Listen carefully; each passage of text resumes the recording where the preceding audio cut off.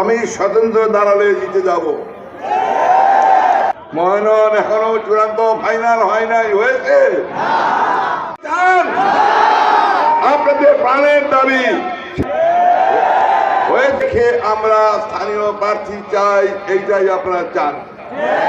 আমরা বহিরাগত প্রার্থী চাই না, চাই না। আমাকে স্বতন্ত্র প্রার্থী হিসাবে চাই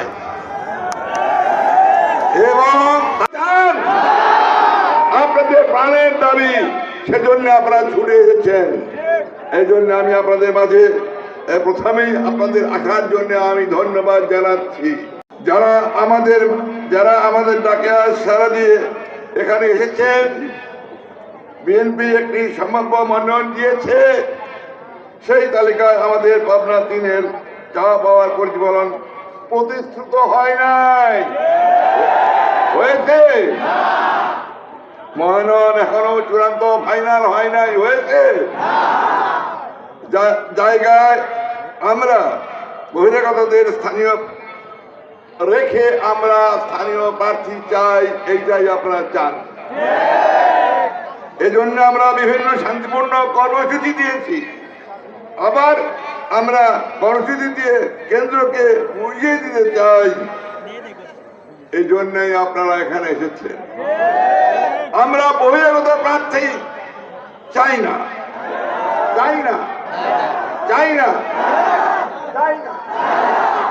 সবাই একমত।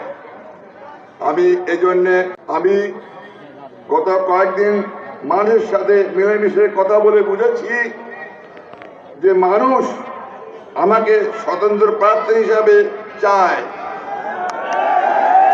এবং এবং আমি আত্মবিশ্বাসী, আমি স্বতন্ত্র দাঁড়ালে জিতে যাব। কিন্তু কিন্তু কিন্তু আমি দলের প্রতি আস্থাশীল এবং শেষ মুহূর্ত পর্যন্ত দলের সিদ্ধান্তের জন্য অপেক্ষা করব।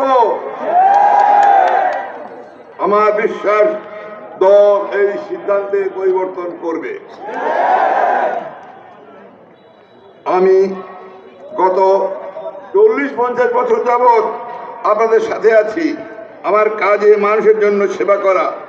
আমি সারা জীবন যে অবস্থায় থাকি না কেন